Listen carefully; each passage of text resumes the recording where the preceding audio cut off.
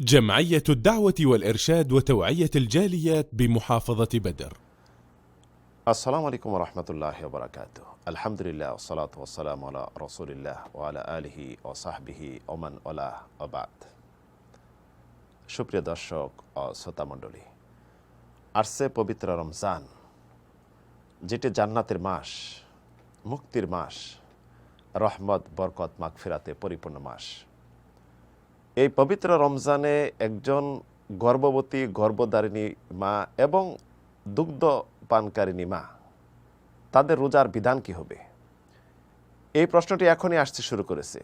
যেহেতু রমজান আসতেছে, তারা রোজা রাখবে না রোজা ছাড়বে, তাদের রোজার বিধান কি আছে, নাকি আল্লাহ রাব্বুল আলামিনের পক্ষ থেকে এ বিষয়ে কোনো ছাড় আছে? সবসময় আমাদের এই বিষয়টি খেয়াল রাখতে হবে। আল্লাহ রাব্বুল আলামিনের এই বাণীটুকু, ওয়ামা জাআলা আলাইকুম ফিদ্দীনি মিন হারাজ, যে আল্লাহ রাব্বুল আলামিন ইসলাম ধর্মে কোনো কঠিনত্ব রাখেনি, সব সহজ সরল জীবনযাপনের নাম হলো ইসলাম। ইন্নাল্লাহা ইউহিব্বুল ইউসরা ওয়ালা ইউহিব্বুল উসরা। আল্লাহ রাব্বুল আলামিন সহজকে ভালোবাসেন, কঠিনত্ব ভালোবাসেন না। কঠিনত্ব তিনি কারোর উপর চাপিয়ে দেওয়া এটা পছন্দ করেন না। আর সার্বিকভাবে এটি আমাদের মাথায় রাখতে হবে, ফাত্তাকুল্লাহ মাস্তাতাতুম, যথাসাধ্য আল্লাহকে ভয় আমাদের অবশ্যই করতে হবে।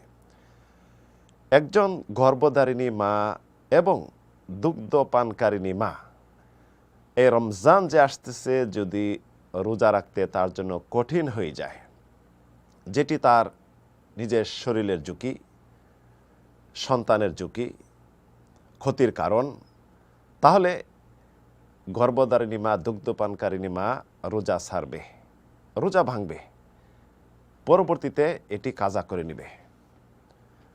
আর যদি এমন হয় যে গর্ভধারিণী মা, দুগ্ধ পানকারিণী মা এই রমজানে রোজা রাখতে তার কোনো সমস্যা হচ্ছে না, শারীরিকভাবে কোনো ক্ষতি হচ্ছে না, বাচ্চার কোনো ক্ষতি হচ্ছে না, তাহলে সকল মুসলিমদের সাথে রোজা রাখা তার জন্যই উচিত হবে।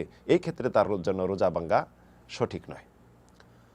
যদিও গর্ভধারিণী মা এবং দুগ্ধপানকারিণীর মার বিষয়ে কোরআনে কারিমে এটি আসেনি এই বিধান সম্পর্কে, তবে আল্লাহ রাব্বুল আলামিন রোজার বিধান আলোচনা করার পর তিনি যে ইরশাদ করেছেন, ওমান কানা মিনকুম মারিদান আও আলা সাফারিন ফাইদ্দাতুম মিন আইয়ামিন উখার, অর্থাৎ তোমাদের মধ্যে কেউ যদি অসুস্থ থাকে এবং সফরকারী থাকে, তাহলে অন্য দিনগুলি গণনা করবে।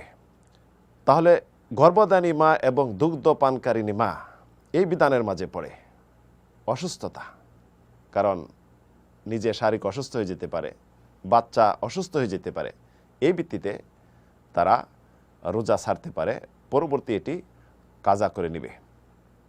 এ বিষয়ে হাদিস আনাস বিন মালিক আল কাবি থেকে বর্ণিত ইমাম আহমদ বর্ণনা করেছেন, রাসূলুল্লাহ ইরশাদ করেছেন, ইন্নাল্লাহা ওয়াদা শাতরুস সালাহ আও নিসফুস সালাহ ওয়াস সাওম আনিল মুসাফির ওয়া আনিল মুরদি আবিল হুবলা। আল্লাহ রাব্বুল আলামিন যারা সফরকারী তাদের রোজাকে অর্ধেক করে দিয়েছেন, এবং যারা দুগ্ধপানকারিণী মা এবং গর্ভবতী মা, তো এই ভিত্তিতে এই হাদিস দ্বারা স্পষ্ট, যারা গর্ভধারিণী মা আছেন, দুগ্ধপানকারিণী মা আছেন, তাদের জন্য যদি রোজা রাখা কঠিন হয়, বাচ্চাদের সমস্যা হতে পারে, শারীরিক নিজের ঝুঁকিপূর্ণ হয়, তাহলে রোজা ছাড়বে এবং পরবর্তী এই রোজা কাজা করে নেবে। এটি হলো তার বিধান। তো কাজা করবে কখন? কাজা করবে যখন শারীরিকভাবে সে সক্ষমতা পাবে এবং বাচ্চা দুধ পান না করালে যদি কোনো সমস্যা না হয়, অন্য কিছু খাওয়া অভ্যস্ত হয়ে যায়, তো এটি কিন্তু সুযোগ রয়েছে আগামী শাবান পর্যন্ত। আল্লাহ না করুক এই বছরে গর্ভধারিণী মা আগামী রমজানের পূর্বে দেখা গেল যে গর্ভজাত হয়েছে, ভূমিষ্ঠ হয়েছে সন্তান, এখন সন্তানকে দুধ পান করানো এমন সমস্যা হয়ে গেছে, আগামী রমজানে যদি রোজা রাখে তার জন্য ঝুঁকিপূর্ণ হয়। এই পরিপূর্ণ বছর যদি কাজা না করতে পারে, আল্লাহ রাব্বুল আলামিন বিশেষ অনুগ্রহ ইহসান যেটি পরবর্তী বছরে এটি কাজা করে নেবে, এই বিধান রয়েছে। একজন মুসলিম সবসময় আল্লাহকে ভয় করবে প্রত্যেকটি ইবাদতের ক্ষেত্রে।